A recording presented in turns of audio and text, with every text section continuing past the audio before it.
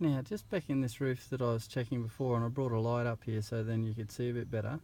So these are the downlights, and there's not, you know, they're not done best practice wise, but they've got plenty of space around those lights. So and the transformers are sitting on top of the insulation where the insulation is, so that's all fine.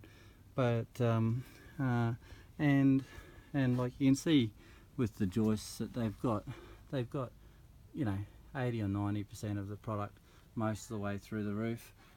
It's just a few bits that are a little bit low, so there's not much reason to top this one up.